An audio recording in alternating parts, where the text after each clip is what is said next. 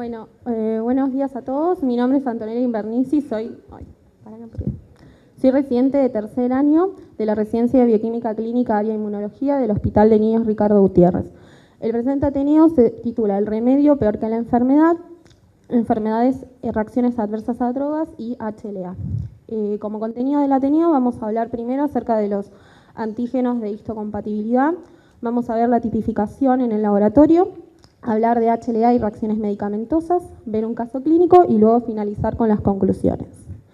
Primero, para arrancar con HLA, vamos a ver un poco de historia. En 1930, Peter Gorer halló que tumores que podían ser trasplantados entre ratones compartían un grupo de alelos en común a los que llamó antígeno 2. Al mismo tiempo, Joseph Snell demostró que la capacidad de trasplante de tumores estaba controlada por un número pequeño de locis y nombró a los principales como complejo de histocompatibilidad o locus 2. Luego, Gorer y Snell trabajaron juntos y se dieron cuenta que habían identificado el mismo sistema y lo nombraron H2. Esto fue, de manera resumida, el primer panorama de lo que luego finalmente sería llamado el complejo mayor de histocompatibilidad o MHC por sus siglas en inglés. Ahora bien, ¿qué es el complejo mayor de histocompatibilidad? ¿Sí? Se trata de una familia de genes, ¿sí?, que codifican moléculas que tienen un rol crucial en el funcionamiento del sistema inmune y sus funciones en diversos seres vivos. ¿Sí? En el humano, ¿sí?, se conoce como HLA por sus siglas en inglés de Human Leukocyte Antigen, ¿sí?, y están codificadas por el brazo corto del cromosoma 6. Dentro de las principales funciones de estas moléculas es la de presentar antígenos para que estos puedan ser reconocidos por el sistema inmune. Sí, es decir, son moléculas que nos permiten distinguir lo propio de lo no propio.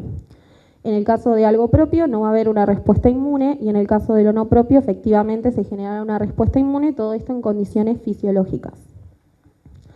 Ahora bien, el HLA, como dijimos, está codificado en el brazo corto del cromosoma 6 y existen tres tipos, de clase 1 y de clase 2 y de clase 3.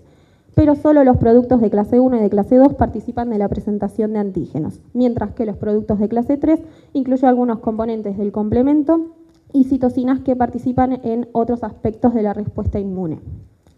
Dentro de las moléculas de clase 1, las más representativas y estudiadas es el HLA A, B y C, y de clase 2 el HLA de RDP y de Q.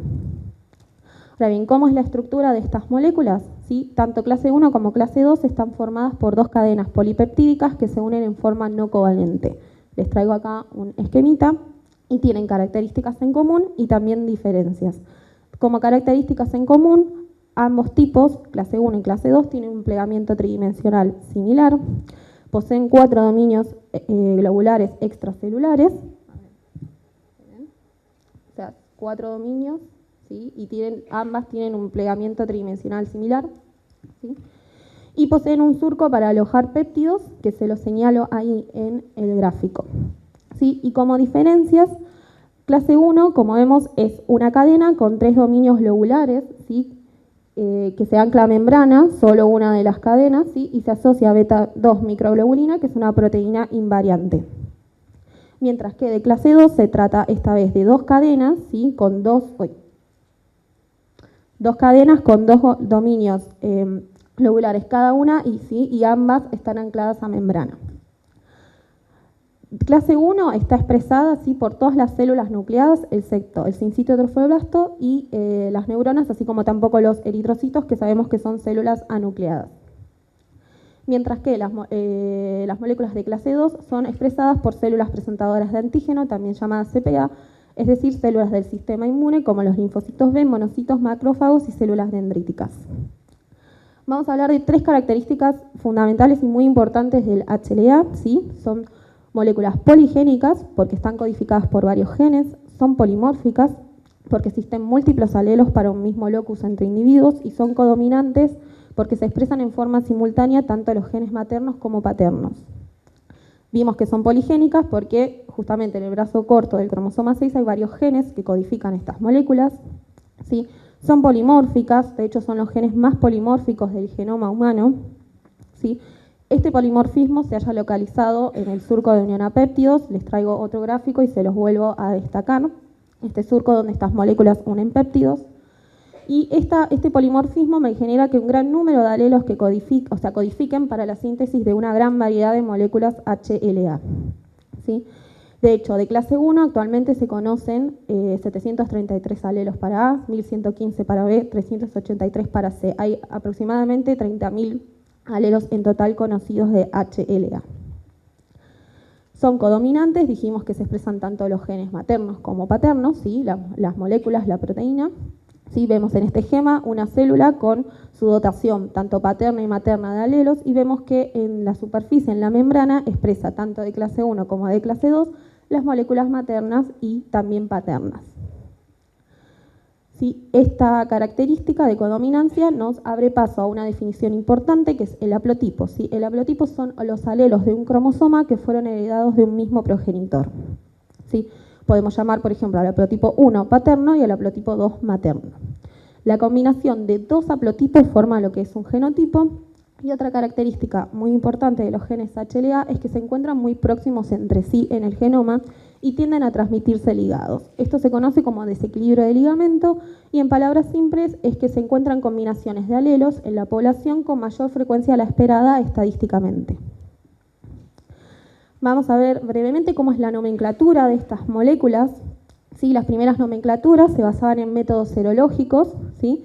Y se basaban en letras y números básicos. Con el advenimiento, en el aumento de la resolución y de las nuevas tecnologías, se encontraron y se diferenciaron nuevos alelos, por lo tanto, el viejo sistema quedó obsoleto y se tuvo que implementar uno nuevo, el cual está disponible desde el año 2010. ¿Sí? Vamos a hablar brevemente de ello. Básicamente se pone siempre el prefijo HLA junto con el gen A, B, C, de R, de P o de Q. En este caso, en el ejemplo, es el gen A. Se utiliza un separador, generalmente un asterisco, y una serie de dígitos que vamos a ver brevemente de qué se trata. El primer set describe el grupo de alelo. En el gráfico corresponde al número 02. El segundo set de dígitos se utiliza para enumerar los subtipos, ¿sí? O sea, los números se fueron asignando en el orden en el cual se fueron determinando las secuencias de ADN, ¿sí? Es el número 101 en el ejemplo. El tercer set de dígitos se utiliza para los alelos que se diferencian solamente por sustituciones de nucleótidos sinónimas, es decir, traducen la misma secuencia de aminoácidos, es el número 01. En el ejemplo, y el cuarto set de dígitos se utiliza para alelos que se diferencian solamente por polimorfismos en regiones no codificantes del gen. Y a veces se suelen utilizar letras, como la letra N que está ahí puesta, que generalmente son sufijos que denotan cambios en la expresión.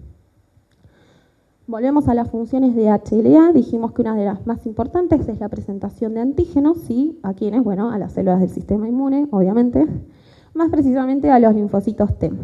Ahora bien, la pregunta, ¿por qué existen estas moléculas? ¿Por qué necesito a estas moléculas HLA y por qué son tan importantes? La respuesta es porque el antígeno no puede presentarse a los linfocitos de forma nativa, ¿sí? En su conformación original, ¿sí? Sino que debe ser procesado a péptidos por las células presentadoras de antígeno o CPA o también por el resto de las células del organismo en un proceso que, valga la redundancia, se conoce como procesamiento antigénico. Es por esto que estas moléculas tienen ese surco donde alojan los péptidos, estos péptidos que la célula va a procesar y ellas lo van a presentar. Bien, dentro de los linfocitos T sabemos que tenemos los linfocitos TCD4 positivos y los linfocitos TCD8. Repasemos la CPA, dijimos que eran células del sistema inmune, como los linfocitos B, las dendríticas y los macrófagos, ¿sí?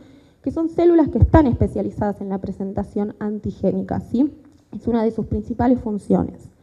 Mientras que el resto de las células nucleadas pueden cumplir, o de hecho cumplen otras funciones, por ejemplo de sostén, células musculares, etcétera, pero también tienen la capacidad de presentar antígenos al sistema inmune. Recordemos que las CPA expresan moléculas de clase 2 y las células nucleadas expresan moléculas de clase 1. Importante destacar que las CPA también expresan moléculas de clase 1, ya que también son células nucleadas, pero la clase 2 es exclusiva de las células del sistema inmune. Ahora bien, estos linfocitos CD4, ¿qué es lo que van a hacer? Van a reconocer al antígeno y al péptido que está procesando cuando se lo presenten las moléculas de clase 2. Mientras que los linfocitos TCD8 positivos van a reconocer a estos péptidos cuando se lo presenten moléculas de clase 1. Y es importante destacar que la expresión en membrana de las moléculas de clase 1 y de clase 2 depende de la presencia de un péptido unido a ellas. Esto nos demuestra que es un proceso dinámico y constante. Si todo el tiempo se están expresando en membrana moléculas de HLA con péptidos, todo el tiempo se están presentando y el sistema inmune las está reconociendo péptidos constantemente. Vuelvo con el gráfico, son muy insistidora con la importancia. Vamos a volver a hablar del polimorfismo porque se relaciona con la función de estas moléculas de presentación antigénica. Como dijimos, se haya localizado principalmente en el surco de unión peptídica, justamente donde se muestran los péptidos al sistema inmune. Esto me va a generar, como dijimos, este polimorfismo, una gran variedad de alelos y de moléculas HLA. Lo que me va a permitir, por ende, unir una gran variedad de antígenos, ¿sí?, que van a presentarse a estos linfocitos T. De esta manera, con una cantidad limitada de genes, se genera una variabilidad altísima para reconocer antígenos. Esto es básicamente que evolutivamente, el sistema inmune se asegura que en un individuo haya al menos un linfocito que sea capaz de reconocer un epítope de un antígeno determinado. Ahora bien, vamos a ver cómo se identifican estas moléculas en el laboratorio, ¿sí? Lo que consiste la tipificación es en la identificación, es decir, los alelos de un individuo, ¿sí?, qué alelos posee un individuo particular, ¿sí? Dentro del laboratorio tenemos métodos serológicos y métodos por biología molecular. Dentro de los serológicos, por ejemplo, la linfocitotoxicidad mediada por complemento, que como les dije fueron los primeros métodos que se utilizaron para las primeras nomenclaturas. Básicamente consiste en el aislamiento de células de linfocitos que se enfrentan con antisueros anti-HLA conocidos. Y luego, dentro de los métodos de biología molecular, tenemos varios: la PCR-CPP, PCR-CCO, PCR-CCO Luminex, SBT y la NGS. Estos métodos son tanto de baja, media y alta resolución. Recordemos la nomenclatura que vimos anteriormente: de resolución baja, resuelve o reporta solo como un alelo de 2 dígitos. De resolución media, resuelve o reporta como un set de posibles alelos, mientras que de resolución alta resuelve o reporta como un único alelo. ¿Sí? La serología es un método de baja resolución, la PCR-CPP, SCO y SCO Luminex son métodos de media y en algunas ocasiones de alta resolución, mientras que el SBT y la NGS son métodos de alta resolución. Por un tema de tiempo vamos a centrarnos en los métodos de biología molecular, ¿sí?, en la PCR-CPP y en la PCR-SCO Luminex. Sí, es importante saber que todos estos métodos de tipificación por técnicas de biología molecular, sí, tienen un paso previo de amplificación por PCR. La mayoría de estas técnicas se centran en estos polimorfismos que venimos hablando, de los exones 2 y 3 en el caso de moléculas de clase 1 y en el exón 2 en el caso de las moléculas de clase 2. Sí, vuelvo a insistir porque me encanta este gráfico. Como dijimos, vamos a hablar de la PCR-CPP y de la PCR-CCO Luminex. Bien, la PCR-CPP, como dice su nombre, se trata de primers de secuencia específica, ¿sí?, que se trabaja con paneles de pocillos donde justamente se encuentran estos primers en cada uno, ¿sí?, específicos para un alelo a detectar, y también vamos a detectar una región no polimórfica del gen, por ejemplo, el gen de la beta-globina, que va a funcionar como un control interno. ¿Sí? Luego se revela esta PCR en una electroforesis en gel de agarosa al 2% con tinción del gen con bromuro de tidio. ¿Sí? Básicamente, bueno, esto es algo muy básico de biología molecular, pero si hay un match, o sea, si hay complementariedad entre los primers y entre las secuencias de bases de los primers y la muestra del paciente, va a haber una amplificación y se va a producir un producto de alelo específico, mientras que si no hay complementariedad no se va a amplificar la muestra. Acá hay una foto de una corrida, de un gel, y bueno, claramente como vemos, los pocillos positivos son aquellos que tienen 2 bandas, una del control interno y otra del producto amplificado. Y la tipificación de HLA se deduce de acuerdo al patrón de reacciones tanto positivas como negativas, ya sea con tablas de análisis manual o con software provistos por el fabricante. Recordemos que es un método de media resolución. Ahora bien, la PCR-CCO Luminex se trata de sondas de oligonucleótidos, ¿sí?, que están inmovilizadas en una fase sólida. En el caso de la tecnología Luminex, se hace a través de microesferas o bits, ¿sí?, como vemos en la imagen, y dentro de cada bit hay una mezcla de 2 fluorocromos. ¿Sí? Esto me va a permitir generar una señal de identificación que es única e individual, ¿sí?, para cada una de estas bits, y lo que me va a generar es un array de color en suspensión. ¿Sí? La ventaja que tenemos con el método anterior era que el método de separación antes era físico, ¿sí? Cada pocillo necesitaba tener un primer específico. Mientras que en la tecnología Luminex puedo tener en un mismo pocillo varias bits con diferentes oligonucleótidos que se corresponden con secuencias de diferentes alelos a detectar. Actualmente hay kits que para cada locus de HLA hay kits hasta 100 bits, ya se están preparando para detectar hasta 500 bits dentro de cada ensayo. Esta determinación se revela a través de un equipo, ¿sí? Que sigue los principios de la citometría de flujo, posee dos láser, un láser rojo que va a excitar el colorante que está en el interior de la bit. Recordemos que cada una tiene una combinación de colores específica, y el láser verde va a excitar el colorante que está en la superficie de la bit, que ahora vamos a ver de manera resumida, vamos a entender esto, muy sencillamente el proceso. Obviamente los primers están biotinilados. Cuando ocurre la amplificación con la muestra del paciente, se va a denaturalizar, se va a neutralizar y se va a amplificar el ADN del paciente, y luego se lo va a enfrentar junto con las bits, ¿sí? Con los oligonucleótidos, donde haya complementariedad entre el paciente y los oligonucleótidos pegados a la bit, se van a unir, se va a realizar una serie de lavados y luego, para aumentar la señal, estos primers que están biotinilados, se va a agregar streptobidina con ficoeritrina para aumentar la señal. Por eso decimos que el láser rojo excita el colorante que está en el interior de la bit. Me va a indicar cuál es la bit que estoy viendo, la número 1, la 2, la 3, la 4, correspondiente para un locus específico. Mientras que el láser verde excita el colorante que está en la superficie de la bit, es decir, me va a decir cuáles son las bits positivas y cuáles las negativas. Se trabaja en una placa de 96 pocillos, donde se indica en el software del equipo cuál es la lectura para cada uno. Por ejemplo, en el pocillo A1, el HLA-A del paciente X, en el pocillo A2, el HLA-B del paciente X, etc. Se necesita una lectura mínima de al menos 50 eventos para cada tipo de bits, ¿sí? La realidad es que el equipo llega muy bien a las 100 bits, pero siempre hay que asegurarse que al menos llegue a 50 para cada una de las bits. Por ejemplo, si mínimo 50 eventos para la bit número 1 de HLA, y así hasta completar 100 de cada bit, de 100 eventos de las 100 bits. ¿Sí? Acá les traigo una imagen del software que se utiliza para el análisis, ¿sí? La asignación de la tipificación de HLA, en este caso, se realiza mediante este software y se basa en la comparación de un patrón de reacción, ¿sí? De patrones que están asociados a secuencias de genes de HLA ya publicadas. Es un método de mediana resolución porque reporta para cada alelo a través de un código que contiene los posibles alelos que pueda poseer ese individuo a través de los códigos NMDP del Natural Marrow Donor Program, ¿sí? Por ejemplo, el HLA A11 y el EMBB es el código donde va a haber una lista, ¿sí? De posibles alelos que pueda poseer ese individuo. Por supuesto, por frecuencias alélicas va a haber más posibilidades que posea uno o el otro, pero siempre para saber exactamente cuál es el alelo que posee un individuo se necesita hacer secuenciación, ¿sí? O sea, se necesita un método de alta resolución. Ahora bien, vamos a hablar un poco de HLA y reacciones medicamentosas, que me va a ayudar a introducir el caso clínico que vamos a ver más adelante.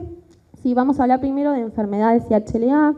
Existen numerosas enfermedades que están asociadas a alelos particulares de HLA, ¿sí? Es como que traicionan su función y facilitan ciertas enfermedades. Ya no pueden distinguir tanto lo propio de lo no propio, ¿sí? Se sabe que están mediadas por daño tisular, ¿sí? Y bueno, hay una lista larguísima, ¿sí? Les traigo algunas enfermedades, las más conocidas: la enfermedad celíaca, la diabetes mellitus tipo 1, la psoriasis, la esclerosis múltiple, etc. Acá hay una tabla con algunas de estas enfermedades y su HLA asociado. Y es importante destacar la palabra asociación, ya que el poseer algún alelo no implica la enfermedad, sí, pero sí un riesgo aumentado, porque el desarrollo de la enfermedad es multifactorial. Ahora bien, vamos a hablar de reacciones adversas a medicamentos, porque esto no se trata solo de asociación a enfermedades, ¿sí? Las reacciones adversas a medicamentos es una causa líder de morbilidad y de mortalidad mundial. Bueno, los términos alergia a drogas, hipersensibilidad a drogas o reacción a drogas se utilizan indistintamente, pero las reacciones a drogas incluyen todos los eventos adversos relacionados a la administración de drogas independientemente de su etiología. Pueden clasificarse en reacciones inmunológicas y no inmunológicas. En este Ateneo nos vamos a centrar en las reacciones inmunológicas de tipo 4 o de hipersensibilidad retardada, ¿sí? También existen los términos alergias a drogas e hipersensibilidad a drogas. Ahora bien, ¿cuál es la relación entre HLA y estas reacciones de hipersensibilidad retardada? ¿Sí? Durante los últimos años, la farmacogenética ha asociado también las reacciones específicas a drogas con antígenos particulares de HLA, tanto de clase 1 como de clase 2. Y esta asociación está reportada y es incluso típicamente más fuerte que las asociaciones HLA-enfermedad que vimos previamente. Les traigo un ejemplo. El HLA B5701, ¿sí?, que produce reacciones de hipersensibilidad en pacientes HIV, ¿sí?, que inician tratamiento con abacavir. Por eso es obligatorio antes del inicio de la terapia antirretroviral el testeo de HLA-B. Ahora bien, estas reacciones de hipersensibilidad retardada sabemos que son mediadas por linfocitos T, que pueden ser severas y fatales, y que se encuentran generalmente infradiagnosticadas. ¿Por qué? Porque presentan una complejidad y presentación variable. Esto ocurre porque los síntomas, la clínica de estas reacciones puede confundirse con las manifestaciones clínicas de la enfermedad de base de los pacientes. Por lo tanto, el reconocimiento de esta reacción adversa a drogas durante la enfermedad y sus manifestaciones complejas es tanto imperativo como desafiante. Y dentro de los tipos más serios de estas reacciones de hipersensibilidad retardada están clasificados como reacciones cutáneas severas. Dentro de las reacciones cutáneas severas vamos a hablar del DRESS, por sus siglas en inglés, Drug Reaction with Eosinophilia and Systemic Symptoms. Es una reacción de hipersensibilidad poco común que se desarrolla entre 2 a 6 semanas posteriores a la administración de la droga. Tiene varios síntomas, lo importante destacar es que tienen un tiempo prolongado de recuperación aun cuando la droga ha sido suspendida y estos síntomas pueden tener latencia de días o meses luego del inicio de la droga. Acá les traigo un ejemplo de algunas de estas drogas, de hecho ahí está el abacavir que les mencionaba en el ejemplo anterior.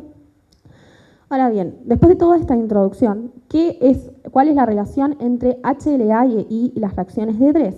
¿Sí? Se ha visto que se pueden desarrollar reacciones de DRESS con el uso de biológicos utilizados en pediatría para el tratamiento de enfermedades reumáticas, a pesar de que se trata de una reacción poco común. ¿Sí? Algunos de estos biológicos son el tocilizumab, el canakinumab y el anakinra. El tocilizumab es una antiinterleuquina 6 y el canakinumab y el anakinra son antiinterleuquina 1. Sí, son muy utilizados en el tratamiento de la artritis idiopática juvenil AIJ. ¿Sí? Existen estudios, ¿sí?, que han demostrado asociación entre moléculas de HLA y el desarrollo de DRESS en pacientes que reciben estas drogas. Ahí les dejo el artículo. Y bueno, para definir qué es la artritis idiopática juvenil sistémica o la enfermedad de Still pediátrica, es una enfermedad con diferentes fenotipos y pronóstico, ¿sí?, que presenta dificultades en el abordaje terapéutico, presenta formas clínicas que pueden ser por artritis o poliartritis, que suele ser erosiva, grave y refractaria, y una enfermedad autoinflamatoria, sí, que se caracteriza por una inflamación aumentada, con poca o sin artritis, y este estado inflamatorio de los pacientes predispone muchísimo al desarrollo de síndromes de activación macrofágica. ¿Sí? Por lo tanto, concluimos que es un grupo heterogéneo de enfermedades que se caracterizan por artritis de origen desconocido, con inicio antes de los 16 años, y cursan con elevación de citoquinas proinflamatorias de la respuesta innata, como la interleuquina 1, 6 y 18. Vamos a ver el caso clínico. ¿Sí? Se trata de una adolescente actualmente de 13 años de edad que es atendida en el servicio de reumatología del Hospital de Niños Ricardo Gutiérrez con diagnóstico de AIJ sistémica desde los 3 años de edad. ¿Sí? La paciente no presenta antecedentes a destacar, tampoco presenta antecedentes familiares de autoinmunidad, de consanguinidad o de enfermedad renal.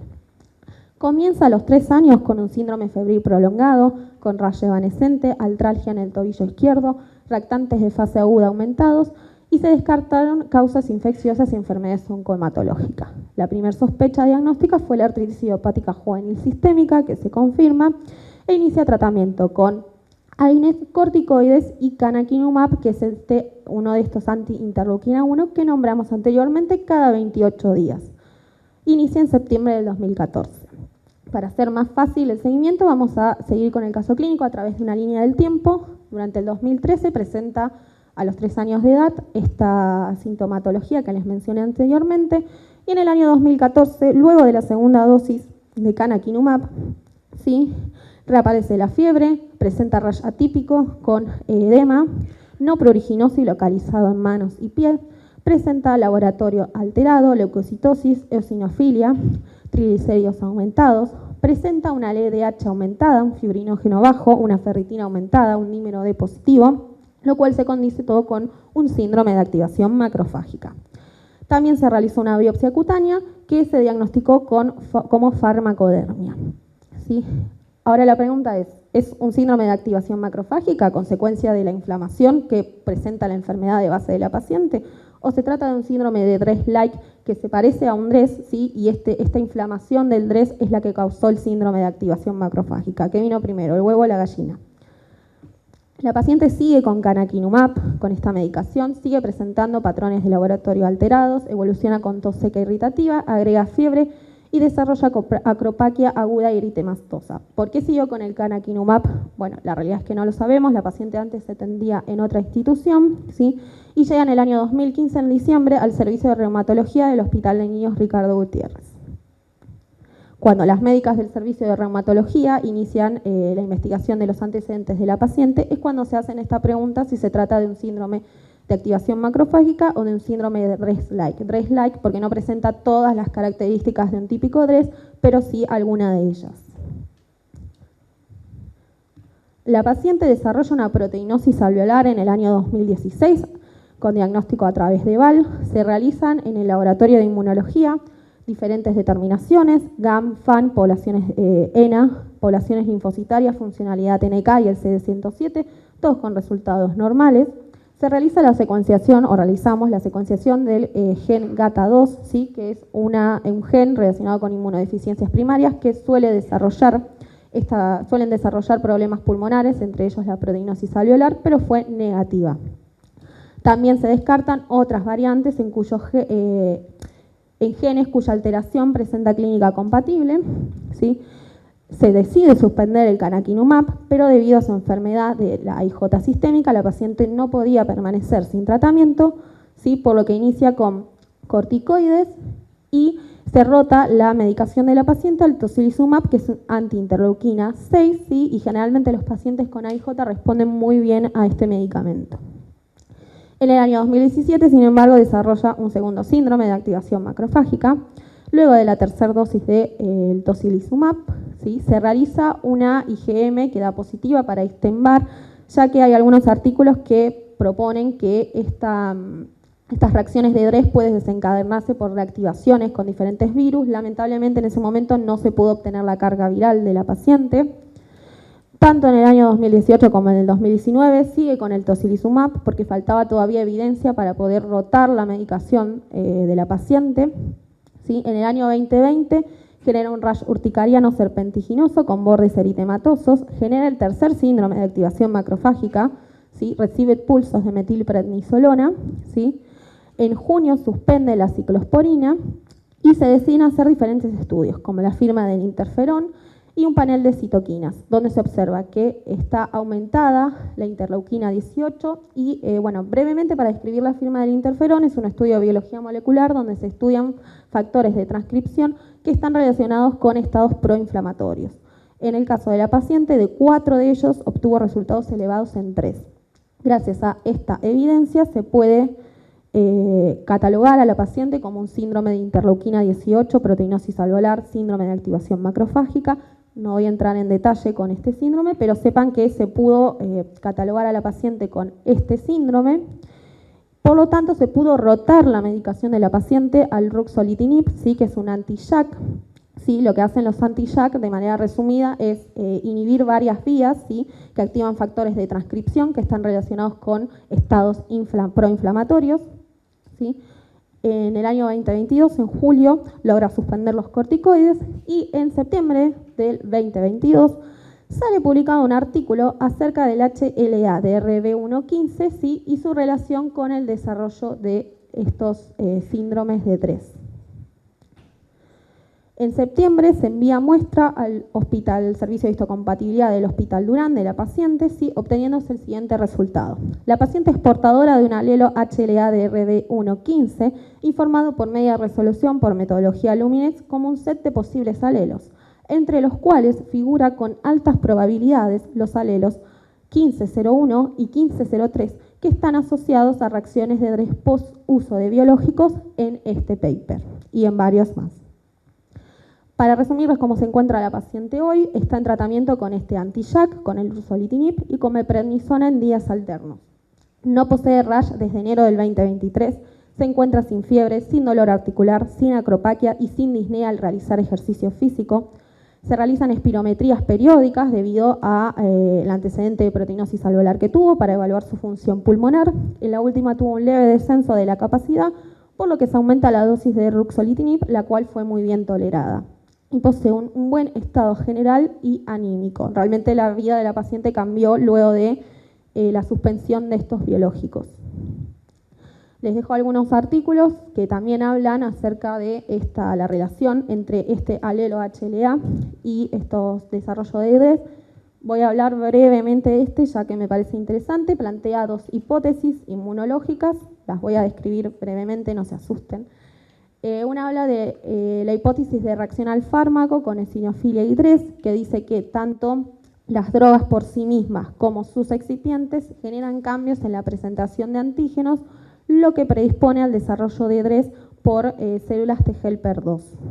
También es lo que les mencionaba anteriormente, plantea que pueden haber reacciones de EDRES que implican la reactivación de ciertos virus.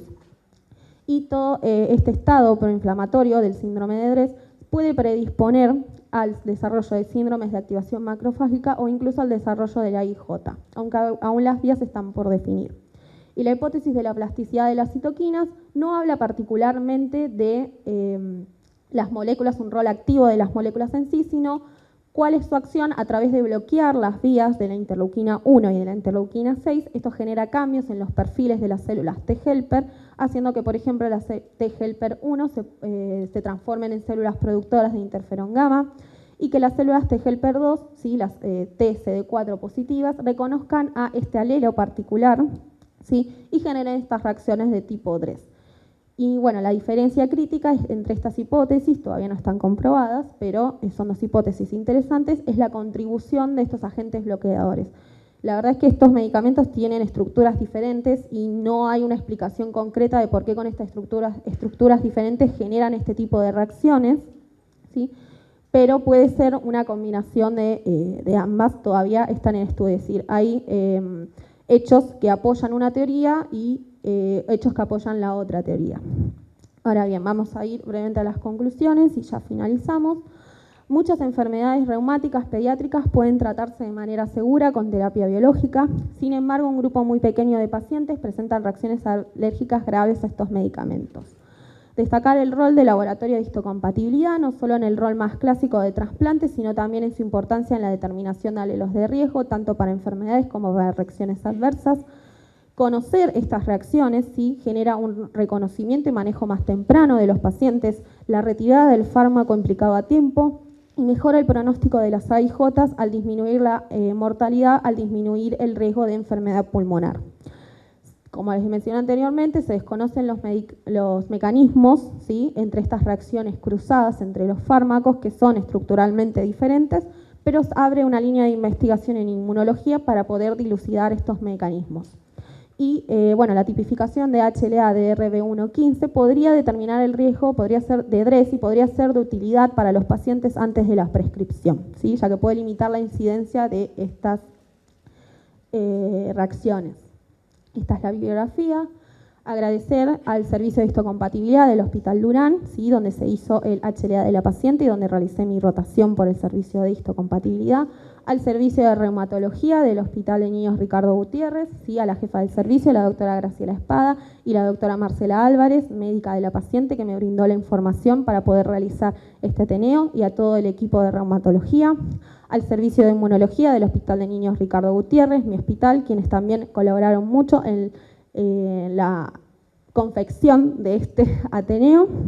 Y bueno, agradecerles a todos ustedes por haber escuchado. Estos somos nosotros. Muchas gracias. Les dejo nuestro contacto.